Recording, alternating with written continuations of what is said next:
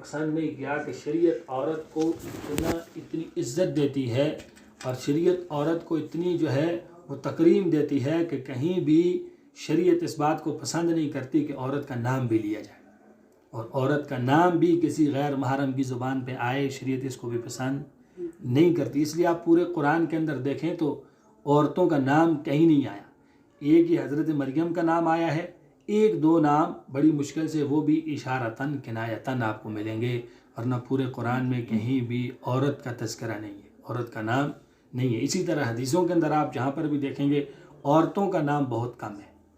کیوں؟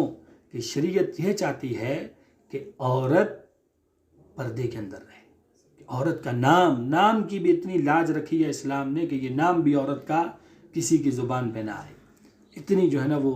اور جس عورت کے لیے اسلام اتنا کچھ کرتا ہے کہ اس کا نام کسی کی زبان پر لانے کو اسلام پسند نہیں کرتا ہے، تو بتاؤ بے پردہ باہر نکلنے کو اسلام پسند کرے گا؟ پھر قطعاً پسند نہیں کرے گا۔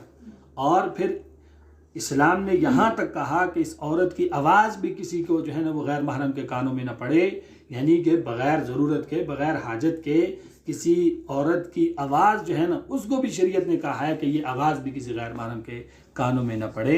تو شریعت اس بات کو بھی پسند نہیں کرتی کہ عورت کی آواز بھی کسی غیر محرم کے کانوں میں نہ پڑے، تو کیا وہ شریعت اس بات کو پسند کرے گی کہ عورت بغیر پردے کے اپنے گھر سے نکلے اور بازاروں سے ہو کر ہزاروں لوگوں کی نظروں کا جو ہے نا وہ سامنا کرتے ہوئے اپنے گھر کی طرف آئے؟ کیا اس کو شریعت پسند کرے گی؟ نہیں کرے گی۔ اسی لیے تو شریعت نے بتایا، اللہ کے نبی صلی اللہ تعالی علیہ وسلم نے فرمایا کہ جب کوئی عورت اپنے گھر سے نکلتی ہے اور شرعی پردہ کیے بغیر نکل جاتی ہے، اس کے ساتھ ایک شیطان ہو لیتا ہے، اور جب وہ پردہ کیے بغیر اپنے گھر سے نکلتی ہے اور جب تک نکلتی ہے جب تک واپس نہیں آتی، اس پر اللہ کی لعنت برستی رہتی ہے۔ آپ اور میں سمجھتے ہوں گے کہ یہ لعنت کیا چیز ہوتی ہے، ہم نے تو کبھی دیکھی نہیں ہے، لیکن ایسی بات نہیں ہے،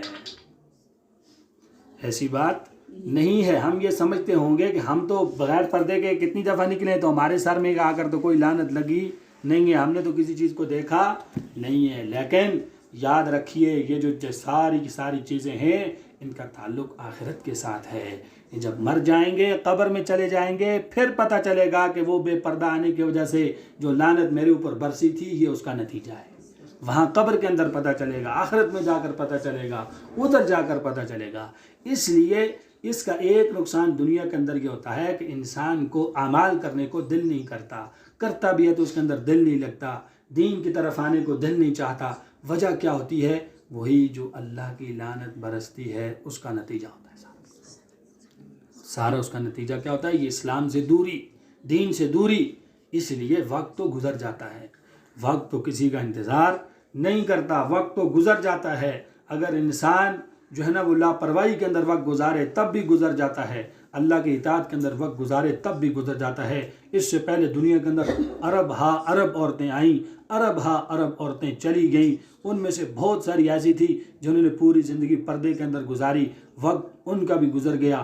بہت ساری ایسی بھی تھی جنہوں نے بے پردگی کے اندر زندگی گزاری، وقت ان کا بھی گزر گیا۔ لیکن جنہوں نے پردہ ہو کر وقت گزارا انہوں نے اپنی آخرت کو بھی بنا لیا، اپنی قبر کو بھی بنا لیا۔ جنہوں نے بے پردگی کے اندر وقت کو گزارا، وقت ان کا بھی گزر گیا، لیکن انہوں نے اپنی قبر کو بھی برباد کر دیا، اپنی آخرت کو بھی برباد کر دیا۔ اس لیے ہمارے لیے سب سے بڑی چیز اللہ اور اللہ کے رسول کی ذات ہے۔ ہمارے لیے جو اہمیت ہے وہ اللہ کی ہے، اللہ کے رسول کی ہے، لوگوں کی نہیں ہے کہ